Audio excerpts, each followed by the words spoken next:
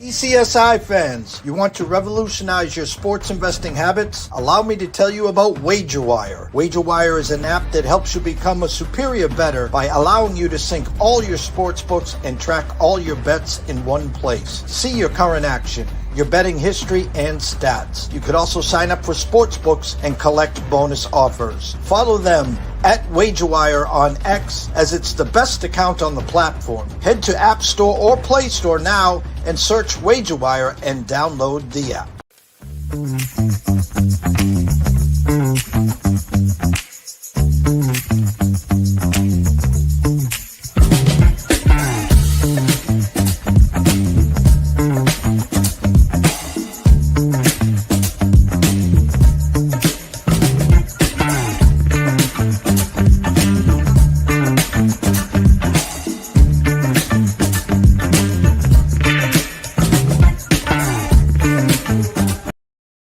Excuse me, Mr. DJ. Check this out. We got a great show coming your way. From the ECSI Sports Studios, the #1 sports information program in America, The Breakfast Bankroll, with your host, the sports broker, Jeff Dawson.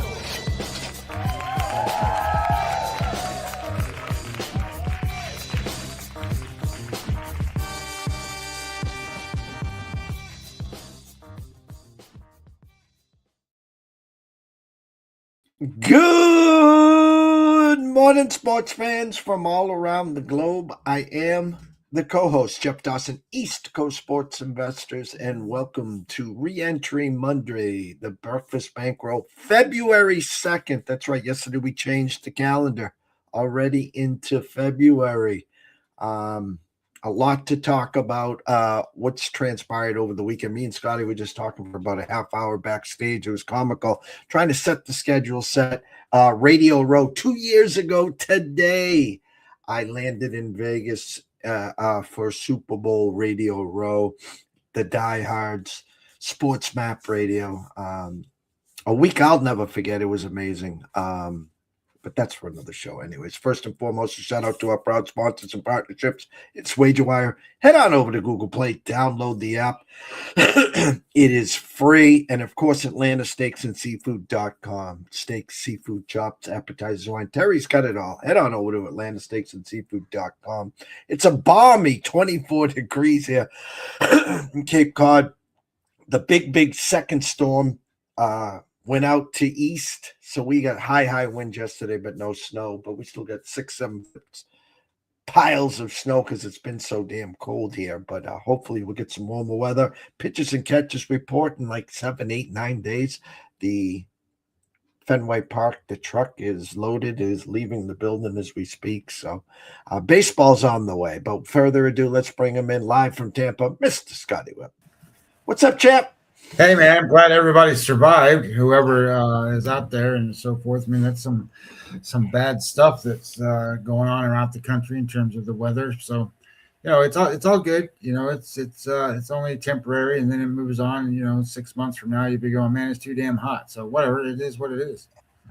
We talked for a half hour backstage, guys. I'm just going to talk out loud for a second. The Super Bowl, it's 2 weeks, and it's funny that the numbers came out last Sunday, 4.5, tipped to 5, back to 4.5, 46.5 under over, now around that 45. Numbers to me say 24-20, 24-21, however we cut this. But we got a whole nother week, and as Scotty said so nicely, Radio Row, here we go, and the wahs, and everyone's an expert, everyone's got an opinion.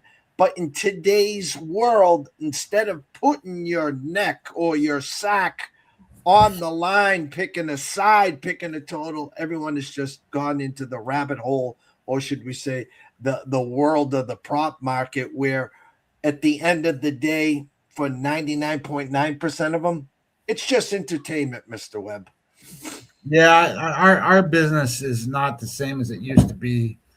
And I don't know, where you find the information that we're trying to do, other than here. I mean, I don't know.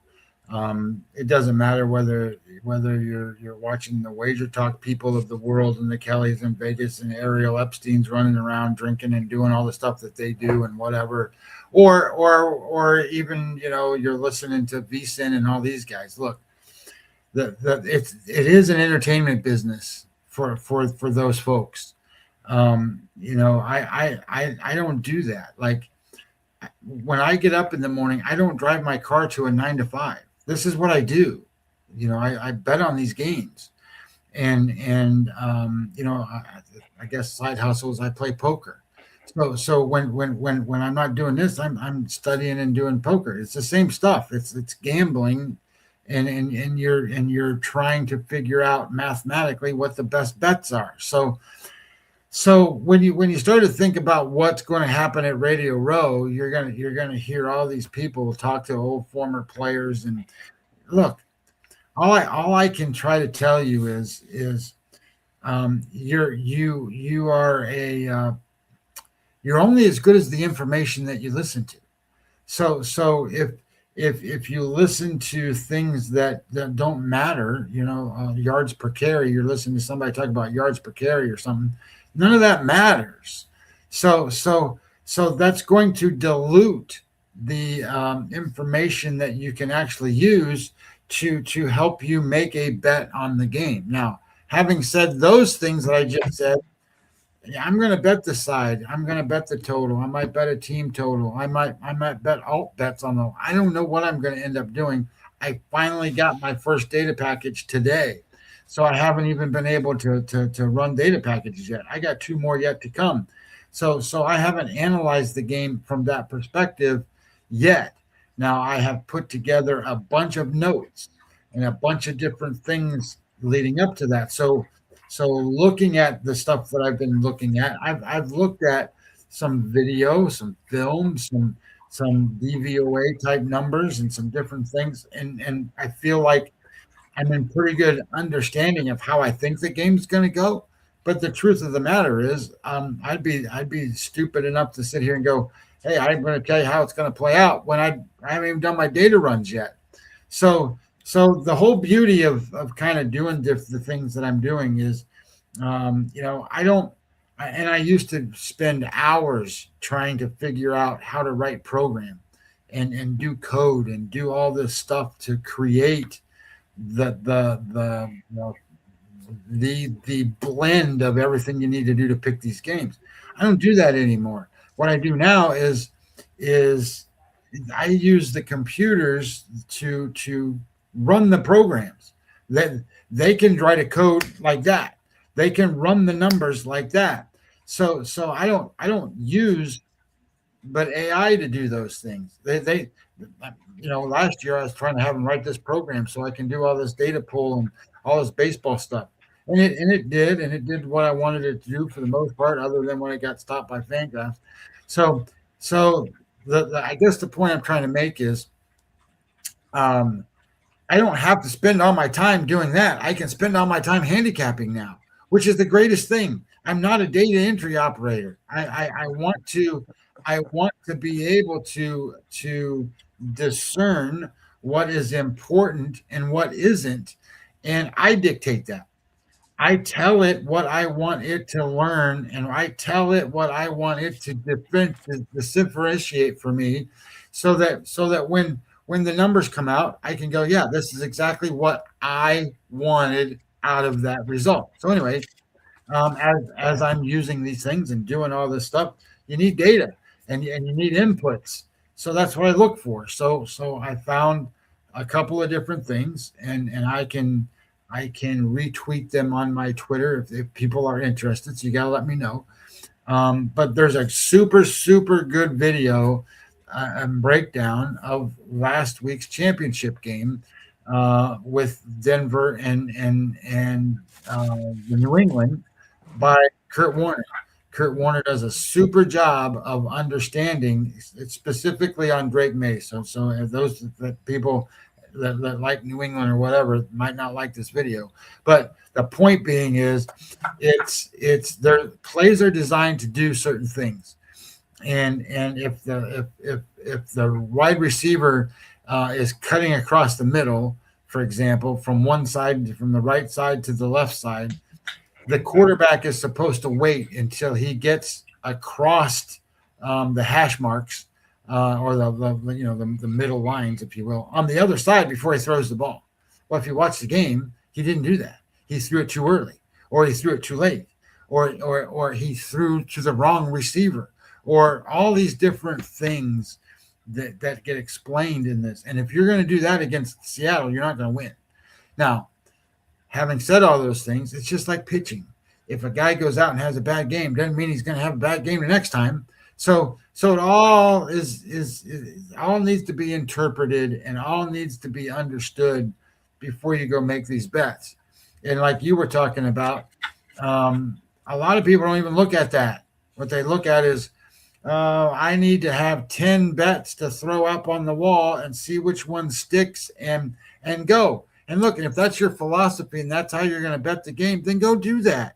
If you have fun doing those things, go do those things, because theoretically, entertainment of the Super Bowl, the game, and you want to bet all these 10 different prop bets, and you want to say there's going to be blue Gatorade in the Kool-Aid or whatever, and that's what's going to get dumped on the head coach. Go bet those things, because ultimately that's what's going to make it fun for you. I don't bet that way because I got a mortgage to pay, right? I got a car payment that I got to make, and I want to win the bet, and I'm not going to bet, $500 to tell me that, hey, the damn purple juice is going to be what's get dumped on the guy. That's not how it works for me. Before the tournament started, the brackets were out, and what we like to do here at ECSI, we've been doing this very successfully for years now, is to jump on the pre-flops with the brackets and also get ahead of the Super Bowl MVP because it's usually a quarterback, and so what the ECSI VIPs have in their holster. We had the Pats plus 415 to win the AFC, plus 1150 to win the Super Bowl. Seattle plus 165 to win the NFC, plus 350 to win the Super Bowl. Our exact is Seattle to beat the Pats is plus 2,000, and the Patriots to beat Seattle was plus 2,400. And then our Super Bowl odds pre-flop, Sam Darnold plus 600 and Drake May plus 1,200. The one that we didn't have in there, which we'll probably have to go back and grab it, pennies on the dollar, would be an Njigba price on the Seattle side, and maybe take a look at someone else on the Pat side. But for me right now, if I told Scotty backstage is, we have the board covered. I'm not getting the warm and fuzzies. It kind of hit home. It was like, oh shit, two years ago, I was just landing in Vegas. I was at Radio Row. But for the game, the Pats are back. I got to listen to the locals, and here we go, duck boats and parades. But for me, I'm throwing, and I say this tongue in cheek because the Patriots, since October 1st, are 15-1. Their only game they lost was at home in a shootout against the Bills, and they had a two-possession lead going into the half, and Josh Allen put the cape on, and it was a great second half for them. That's their only loss. The only team to be undefeated in the regular season on the road, 8-0, 1-0 on the road in the playoffs. But these three games, and people watching, listen, don't take this the wrong way. I'm throwing out these three games offensively. Against the Chargers, good defense, bad weather. Against the Texans, great defense, bad weather, bad quarterback. And then at Denver, a bad weather in the second half, but Stidham, not Bo Nix. So offensively, you haven't seen the Pats offense. Go take a look at the tapes, guys, in October, November, and December in good weather games with this team in good weather and Drake May. Now, this is Seattle. It's a whole nother ball game. And yes, they've played a million times in Santa Clara and San Francisco. It's not a home game for them, but it's pretty damn close to being a home game. But it's the Super Bowl. You can pull up your record, Sam Darnold versus the Pats. He's a different quarterback now. But again, a lot to process, but I don't want me and Scotty to be a part of the want birds. Back to you, Scott. Yeah, I think one thing that you can say about New England in this thing, and you can look at data. DVOA talks about some. It's like EPA to a certain degree. I mean, extra points added is what EPA is, and then you have DVOA, which is more of a yardage kind of gauge. But DVOA, Aaron Schatz put out a pretty cool note, and he has there's two things. Like, he has obviously DVOA, and it's just like EPA for the whole year, right? And then you have, well, what have they done in the last 6 games? What have they done in the last half of the season? What have they done? So you get an idea of kind of how good they are leading up to the game they're getting ready to play. Because, to be honest, who gives a shit what they did in August? It doesn't matter at this point, because they don't even have the same players that they did in August that they're playing today. So what I thought was unique about that is that he has a category. I think it's called weighted DVOA. Let me look. It's called weighted DVOA. So weighted DVOA is a category where it looks at what have you done in the last, I don't know, several games, last 10 games versus what you did back in August. Who cares what you did in August? So it's a pretty good gauge of where they're at right now. The team that has the greatest gap from where they are year to date and where they are in weighted DVOA, so what they're doing now, that's playing in a Super Bowl, they rank, let's see, 1, 2, 3, 4, 5. They are, since 1978, the New England Patriots are the 5th best team in weighted DVOA since 1978. So that tells me that A, they are playing some great football. B, the coaching staff of that team has figured out who these players are, what they're good at, and have put them in positions to be successful. And then those guys have went out and executed. So that's really, really good stuff. That's really, really good. Now, having said that, the Seattle Seahawks of this year in DVOA world, they're like the 3rd or 4th best Super Bowl team ever. So you're gonna get a really pretty good matchup here, and how it looks and where it's gonna go. It's all gonna come down to, in my opinion. Well, look. It's going to be about matchups and where the matchups win and where the matchups lose and that kind of thing. And then it's going to be what quarterback is able to see the field and read the play and put the ball where it's supposed to go, and how they're going to move the ball. We talked backstage a little bit about Matthew Stafford, for example. Matthew Stafford is going to, when he plays Seattle or plays anybody, he's going to take what they give him and bing, bing, bing, bing, bing, right down the field. And if he's got to complete 50 passes to do it, that's what he's going to do. So can Drake May be able to do the same kind of concept? Can he dink, dink, dink, dink right down the field? The matchup says New England can't run the football. They can't. So if they can't run the ball, then they're going to have to find a way to throw the ball. Well, they're pretty good at throwing the ball deep. They're like number 1 in football and DVOA and EPA on deep passes. Well, Seattle's number 1 in defending that. So who's going to win that matchup? And then you look at it and go, okay, well, how do we do these things and where? So my thoughts so far, before I even get into all the different things where I've got a finalized output, you mentioned that you liked Diggs in the game. I tend to like the tight end Hunter, because I think he's going to be their probably biggest, most explosive player that they have for New England. Now, that all being said, I don't know if you're going to be able to beat Seattle that way. Now, does that mean Seattle covers the spread? I didn't say that yet. I didn't say anything yet. I haven't picked a side yet. I haven't made a bet yet. None of that stuff. I have concepts in my head as to how things are going to kind of flow and go. But at the same time that I've done all that stuff, I need to work through the data points. And then I'll come out with the opinion, and that'll be a Thursday, Friday kind of concept on our show as to what my bets actually are. So the only other thing I want to say is I saw this guy on Twitter, and his name is George Kent, and George Kent puts out tweets all the time, and he's not a terrible gambler. I'll just say it that way. He's not terrible. That being said, he put out a thing that says, "Hey, follow me. I'm going to put out my tweets, and I'm going to give you the best bet of the year on the Super Bowl." That's not true. Okay. If somebody tells you the best bet of all the bets is the Super Bowl, they're 1,000% full of shit.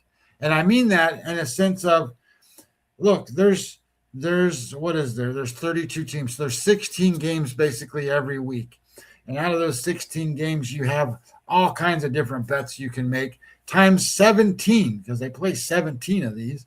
So, there's thousands and thousands of opportunities to make bets. The Super Bowl, the game that has the most money bet on it, the game that has the tightest lines, closest spreads everywhere, is not the best bet of the entire season. So don't fall into crap like that. Anyway. We'll be back most likely Thursday and Friday. Follow us on our timelines. We want to put together 2 great shows for you leading up to the Super Bowl and any other breaking news, yada, yada, yada there. Baseball, near and dear to our hearts. We finally get Eugenia Suarez 1 year with mutual options, $15 million going back to Cincinnati. It was kind of funny leading up to this because the Sox found a sucker for Jordan Hicks, and we ate $8 million, but the White Sox decided to eat the other $16 million, and it was kind of comical. A little part of me says, okay, that $16 million probably will get Eugenia over here for a year, and it would have, but I don't even think it was a full hour as soon as the Sox announced the salary dump with Hicks. In comes the Reds there. 3 big name pitchers still out there: Framber Valdez, Zach Gallen, and I call him Jeets, Lucas Giolito, who had a great second half for the Red Sox last year. But I'm going to go and pick your brain one more time here, which is a lie because I'll do it a million times. I'm really getting that sense, and it's kind of comical that Mr. Craig Breslow, Scotty, has only made trades with the Cardinals and the White Sox. The White Sox and the Cardinals. We don't need another lefty bat with Brendan Donovan, I think his name is. So I got to pivot now. Marte is off the supposedly, and that's the guy I wanted. You know that. But I'm going to go back to the Cubs one more time, and you can play Theo Epstein and GM. Is there any world right now that the Cubs, or is this just all posture? Matt Shaw, Nico, is there anyone over there that the Cubs would be willing to part with and not hold hostage? Or I'm really starting to believe that the Sox are very happy where they are, and enough's enough. We brought up the Devers. You got nothing for Devers. You got nothing for Mookie. But someone brought it up very nicely on Twitter. The move by Devers and the saving of the $275 million allowed you to bring Contreras here. It allowed you to get Sonny Gray. It allowed you to get Ranger Suarez. So, guys, don't be that naive.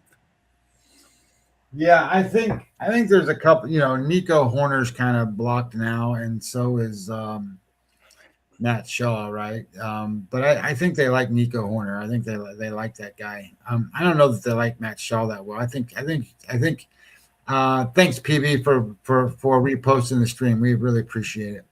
But I would tell you that if Boston wanted Matt Shaw, they could probably get Matt Shaw. It just depends on what they want to give up. I didn't look at his salary or whatever, but Matt Shaw is not projected to have hardly any starts. Matt Shaw is at this point, he's 24 years old. Last year for the Cubs, uh, he played 25 games. He had 126 at bats.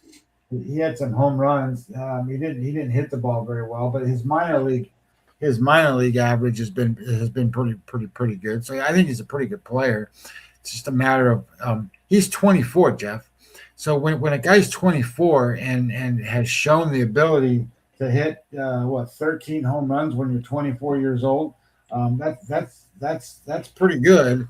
And my thought would be is that he's probably on a pretty good salary at this point. He's not costing that much money, so they can hold on to him forever. Or some team's going to have to come in and overpay to get him. And if that's what if that's what Boston thinks they need, and that's the added piece, then I think that's what they should do is figure out how to get him, because they got pitching out the blah, blah, blah, Boston's got pitchers, so they're going to have to give up somebody to get somebody. That's how it works. And what do the Cubs need? Well, the Cubs don't have any pitchers. If I go back here and I look at the Cubs pitchers, and I sit there and I go, okay, and I know everybody's going to sit there and go, well, they made a trade and they got it. They went out and they got Edward Cabrera. Okay, well, Edward Cabrera in that trade is not even the third. He's basically the third best starter that they got. So that's not the piece that they need. You've got Matthew Boyd as their number one guy. And sure, maybe he goes out there and he helps hold the number one spot down, but you can't tell me that he's a favorite in any of those number one spots when he's facing aces. When he's facing good pitchers on the other side, they're not favored to win.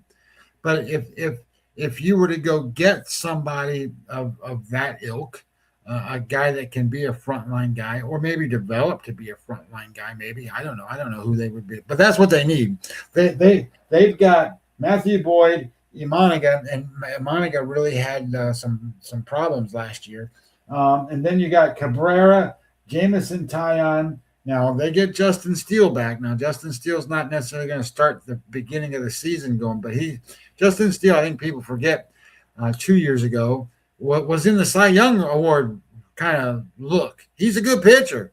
And then you have Cade Horton. Well, Cade Horton filled a role for them last year, but Cade Horton's not really a prospect that is a top of the line guy. He might be a 3, 4, 5 kind of starter. So the Cubs have a good lineup. And they have those pieces like a Nico Horner, like a Shaw that maybe are extra pieces at this point. So when you think about what they have to give, they got a lot to give. What they need in return is they need more pitching. But maybe they have it in their mind that they're going to go get one of these free agent pitchers and just sign one of those guys. Even if they I'm just going to make this up. But let's say if I go look at free agent pitchers, and we'll go pull this up here and say free agent starting pitchers. Free agent starting pitchers. The number one's Framber Valdez, right? We already know that. But that being said, Zach Gallen's next. Well, Zach Gallen on that team's pretty good. That puts him in a pretty good spot. And what about Chris Bassett? That's pretty good. That it's. Right now, you have 1, 2, 3 guys that are 2.1 WAR or better that are available, and that's Framber Valdez, Zach Gallen, and Chris Bassett. And then you have a guy like Zach Lytle. Now, Zach Lytle, he's a good pitcher, but you got to be real careful with Zach Lytle. Zach Lytle is not a strikeout guy. He's a soft tosser and puts the ball in the right place, and he can get blasted from time to time. But he gets out because he puts the ball in the right place. But he's not a strikeout guy. And then you have Justin Verlander, Max Scherzer, Nick Martinez, Aaron Savali, and then there's your Lucas Giolito guy. So I think when you really think about it, there's 5 or 6 still good starting pitchers that can make a difference in Major League Baseball teams. And the Cubs need one. Whether they trade for it or sign it, I don't know how they're going to do it. But Matt Shaw for a pitcher would make sense to them. Maybe it's got to be a package or something to get a decent pitcher. I don't know. But I don't know Brian Bayo. Does Brian Bayo turn the knob for the Cubs? Maybe he does, because they look, if Matthew Boyd's your number one, Bayo's not that far off from that. Well, I'm glad you brought that up, because that was my next question to you. What was the fact that when we were talking Ketel Marte, it started with Tolley, it started with Early, one of the prospects, the big kids here. The reason we didn't get Joe Ryan at the trade deadline is because we didn't want to give up Tolley. So my question to you, and again, not going down the prospect, whatever, is it equal or fair value, Shaw for Bayo, and someone throws in as I like to say, a saver or something? Someone needs a little extra to get over this one. Well, Brian Bayo is only 26, and I'm just looking at him right now. Brian Bayo is 26 years old. His projected WAR for this season is 1.8, and that's not bad. I mean, if he was on the Cubs, 1.8 puts him, right in the mix with Cabrera and all those other guys. He's right there. I think Boyd was 2.2. So he's still not a front line guy, but he's right there with, being maybe the third guy or fourth guy in line. And that helps because, that's where they are. Now, I don't know how much he's getting paid. He's getting, I could probably go look it up, but I think he's getting paid. I think somebody's paid him a little bit anyway, Brian Bayo. So I don't know how that fits with what the Cubs are doing. I think Bayo is a guy that is maybe that fine line of, is he good enough? Is he young enough? Is he develop? Can we develop him even more to be a frontline guy? I don't know.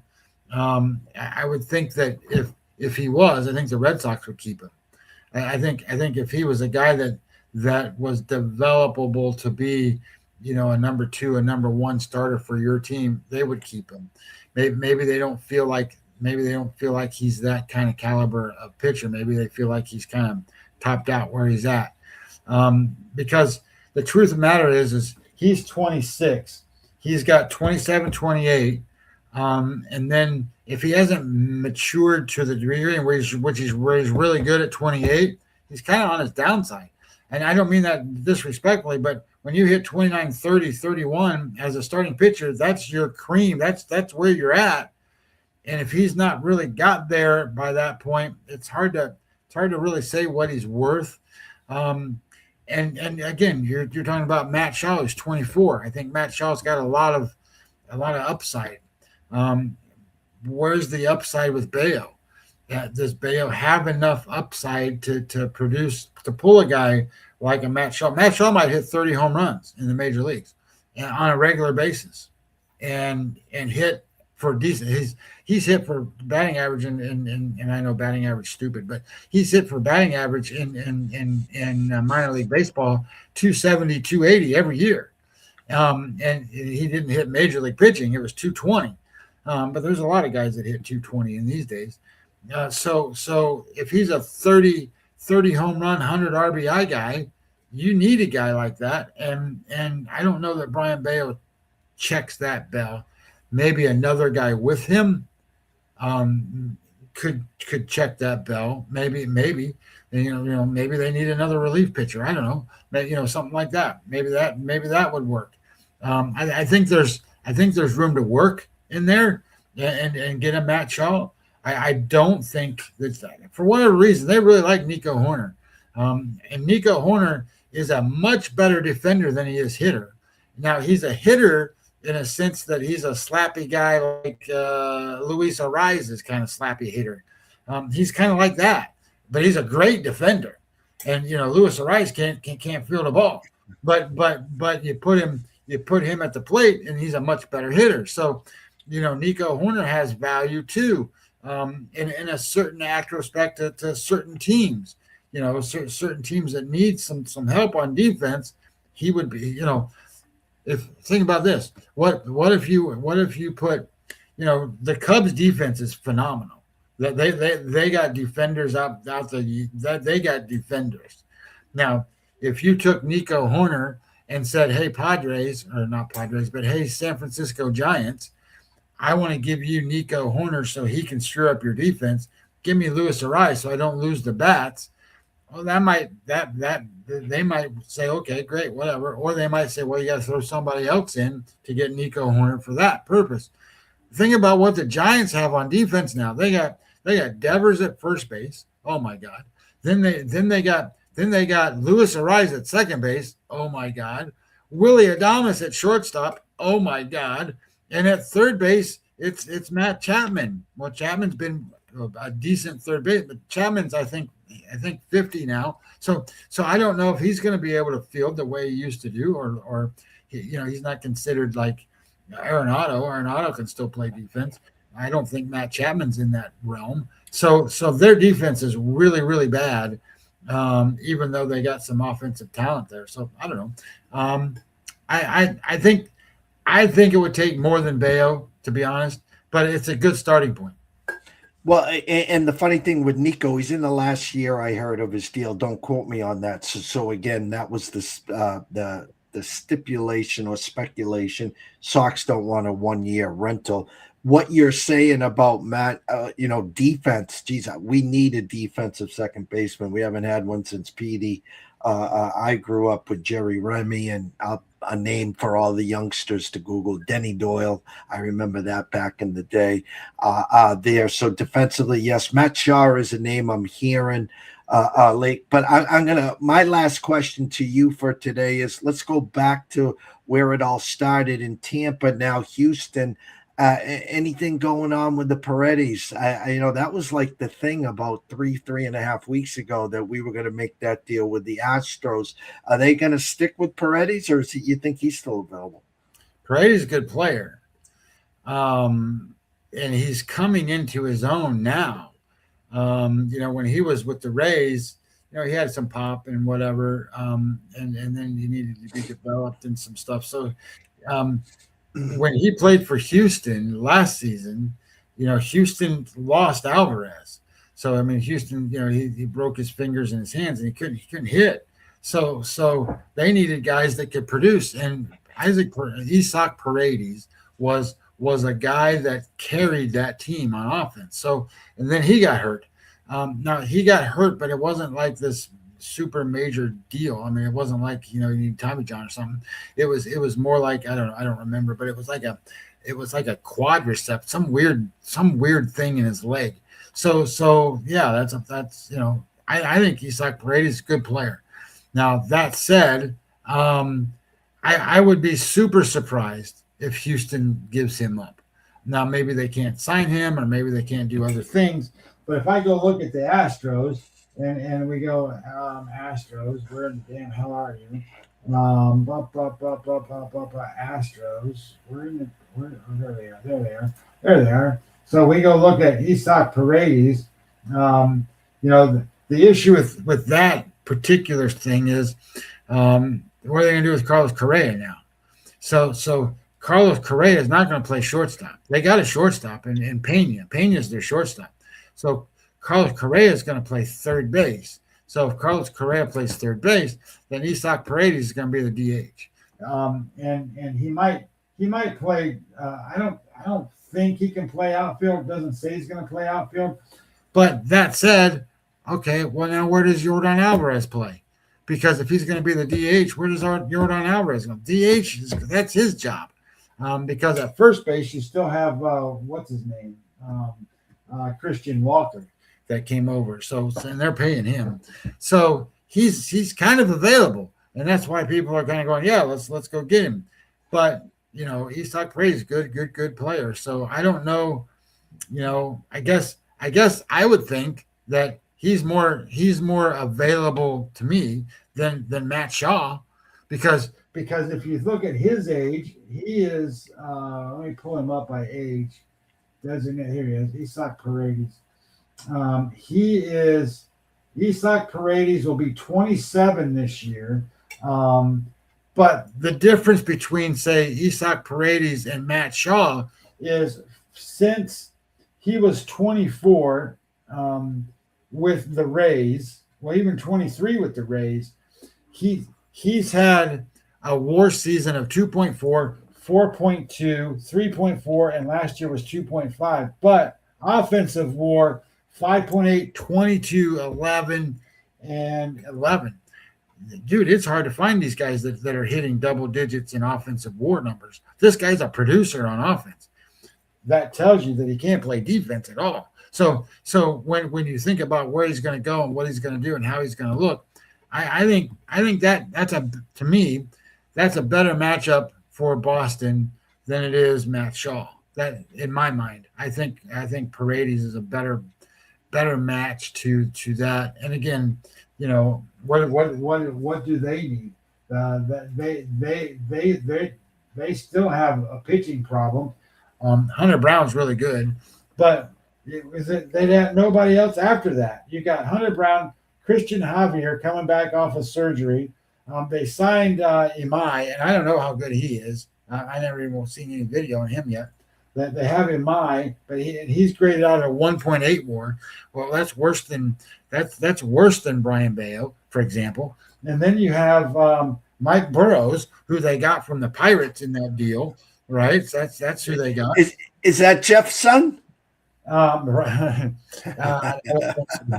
then you have Lance McCullers, and Lance McCullers couldn't get anybody out last year, and then you're going to have the same problem with Spencer Arrighetti and those guys that are all coming back from surgeries and injuries and different things. So the Astros need some pitching.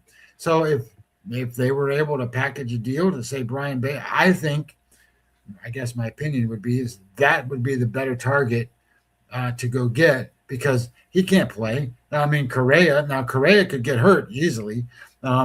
He can't, which brings up the WBC shit. He doesn't have insurance to go play in the WBC, so he can't play in that. So anyway, then you have maybe he can't play, and then you put Paredes at third base, and he becomes your third baseman because Correa's hurt. So I don't know, and Correa's getting older. Not getting older, he is old. How old is Correa now? Third base. Where is it? Third base. Correa is let's say he'll be 31. And his productivity has been binky because he's been hurt all this time. Last year, Jeff, he played 144 games. He hit 13 home runs. That's it. I don't know that he's ever going to be the guy that hits, the most home runs he ever hit was 26. I don't think he's going to be that guy. His biggest RBI producing season was 96. He had 96. He only had 50 RBIs last year, 52. He had 54 the year before that. He's not the player that he used to be, even though he's getting paid. I don't know. Maybe because he can play defense, he plays. But the reality becomes is maybe he's the right guy to be the DH for them. Well, he can't be a DH for them because Jordan Alvarez Jordan Alvarez goddamn hit. He's the hitter, right? So he's going to play that spot. So I think Houston, in my mind, is they need pitching. If Boston can get that matchup to work out for them, I think that would be really good for them. And getting that spot. And if I'm just going to say if Baltimore signs Framber, look, all I'm going to tell you is that Baltimore is just as good as any of these teams. They'll be just as good as any of those teams, the lineup that they have. And then the one thing I want everybody to think about when it comes to Major League Baseball, and I think people forget this, and I forgot already, for God's sakes, it's terrible. Who won the most games in the American League last year? Does anybody really remember? It was Toronto. Toronto, but how many games did the Yankees win? The same number. The Yankees won the same amount of games as the Toronto Blue Jays did. The reason that they didn't win the division is because of between the tiebreaker. Tiebreaker. So people, there's data that I use that's called base runs, and base runs is about sequencing, and sequencing basically just real quick is if you have events that happen in a game, and the best way to explain it is to say this: you got an inning that comes up, and then and team A comes up, and they get a base hit, a single, a walk, and a walk, right? So now they got the bases loaded, and then they get that's not the right way to say this.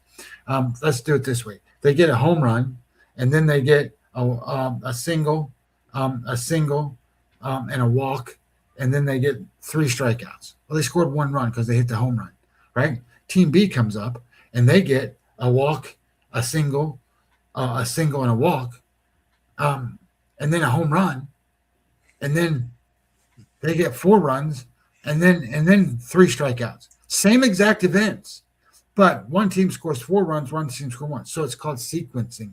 Things happen, but what it means is the team that didn't score the runs, well, it was a bad sequencing of events. But you can't take that away from them. They lost a game probably because they scored 1 run and the other team scored 4, but they had the same. The power-wise, it's just as good. There's when I look at base runs from last year, and this is kind of how I start my preview of kind of how teams good. There is one team in all of Major League Baseball that should have won 100 games and didn't, and that's because of the sequencing of events. That one team is the New York Yankees. The New York Yankees are way better than people think they are, and they do way more things in a positive way than people think they do. And when they sit here and they go, well, the Yankees didn't go sign anybody this year, and blah blah blah blah blah blah blah. They're the only team in the league, and that includes the Dodgers. The Dodgers should have won 98. What is it? Base runs. You know, the Dodgers didn't even have the best record in the National League last year. That was like, I think, Milwaukee. The Brewers. So when you start to think about it, that base run says the Dodgers should have won 94 games. 94. The Cubs 95. Milwaukee 95. The Phillies 94. The Mets 92. The New York Yankees 100. Now another good one was Boston should have won 93 games. And then Seattle only 90. So when you start to break it in and you come in and you go, those are the best teams. And then how did they build off of those things? And the Yankees didn't do anything much. They know that they're going to have a shortfall in pitching at the start because Cole's not ready, or I think Rodon misses 1 or 2 starts. So they go high. They go bring in a couple of, goofball pitchers. Ryan Weathers, who goes out and throws 100 miles an hour for the Marlins. Okay, we'll bring him in and let him throw a couple games until these guys are ready and stuff. I'm just telling you, don't sleep on some of these teams. The Yankees are still really good. And not only are they really good, but you've got Baltimore now, who is in the mix as being really good. And if they get Framber, that's the only thing they're missing is that big frontline guy. And I know people are going to yell at me about, well, Kyle Bradish. Kyle Bradish is really good. He's never been a number 1.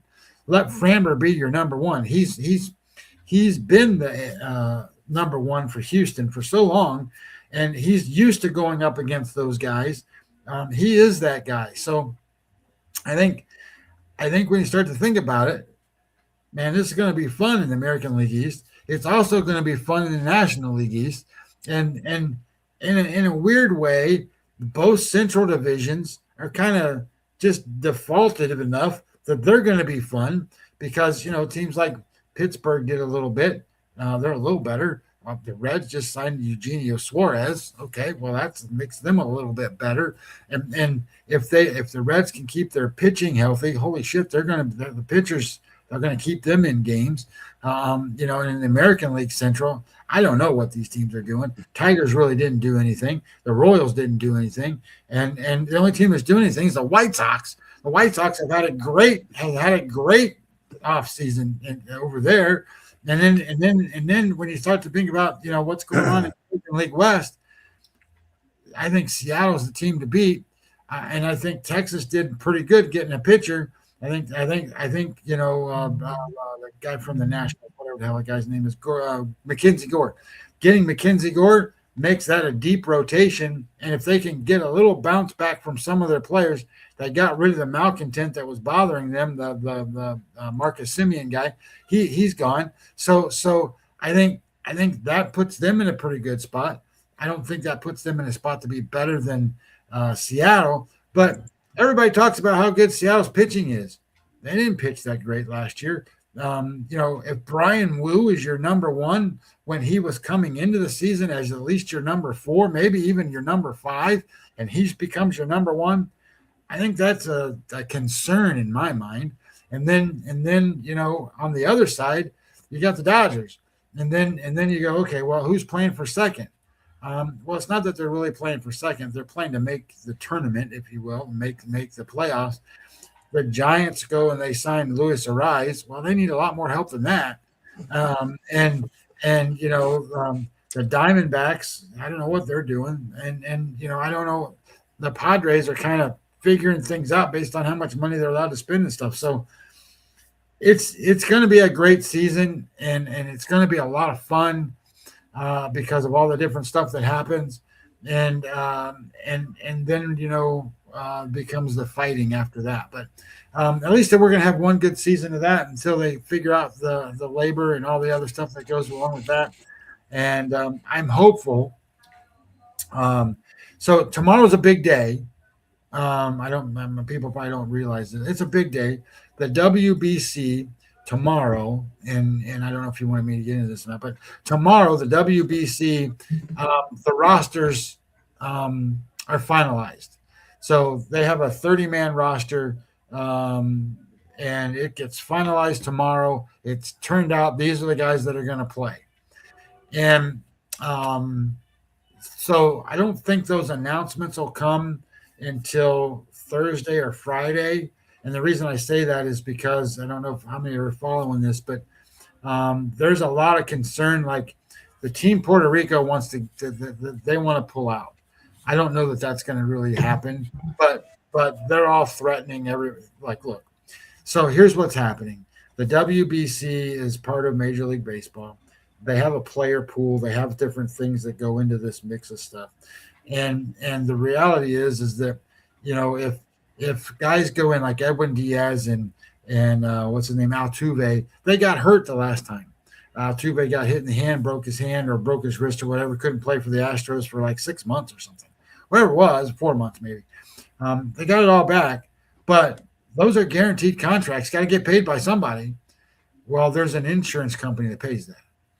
Well, now, because of those injuries and some of the things that are going on and some of the stipulations with this, some of these guys can't get insured. Francisco Lindor is one of them. Carlos Correa is one of them. Jose Barrios is another one. Altuve, Miguel Rojas, Ellie De La Cruz. I got my list here. There's several players that haven't been able to get insurance. And what's going on now is Puerto Rico is basically saying, hey, Lindor and Correa and Barrios, they're all on our team. And if they can't play, that makes our team non-competitive. So we don't want to go out there and put a non-competitive team out there, especially when we're a host city. So there's some stuff going on where they feel slighted and they feel, that things are going bad because the insurance company is saying, hey, we're not going to insure them. They can't play. Well, they really have gone back and said, hey, well, Clayton Kershaw and Bryce Harper, they couldn't play for Team USA the last time either because of that reason. Insurance companies didn't back their contracts. So there's a lot of stuff going on around that. We'll see what happens as it comes out. There's also thoughts that Puerto Rico is now getting the commissioner involved and other things where they think they're going to override a couple of these where, at least Lindor is going to get to play and stuff. I don't know if any of that's going to happen. that's the stuff that they're talking about. It's kind of got a bad light on things as it starts, but anyway, we got a month, not really a month. Well, yeah, I guess it's a month. First, the first game for the WBC is March 4th. That's the first game. So as we're doing this stuff, the rosters come out, then they start kind of organizing and practicing, and then they start playing some exhibition games, spring training games, working together, and then the games start March 4th, and they're over by March 17th. That's how fast it is. But at the same time, it's some of the best baseball you'll ever see in the world. Because you got the best players in the world going for this. So anyway, I'm excited for all that stuff. I'm not excited about the bull crap that goes on with all the stuff that happens. But anyway, it is what it is. Myself and Scotty will be back Thursday and Friday. Check your calendars, turn on your notifications. A shout out to PB as always, and all the loyal listeners from Mr. Lucky, Dr. Lance, Profit Margin, everyone there, Swag. We can't do it without you guys. So again, enjoy yourselves. We got a full 6 more days till the Super Bowl. Olympics start on Thursday. A lot of stuff going on, so buckle up and stay tuned. So for myself, Jeff Dawson at EC Sports Investor, one and only Mr. Scotty Webb at Webby20 MLB. Wish everyone a blessed day. It's a new week. Enjoy yourselves and see you soon.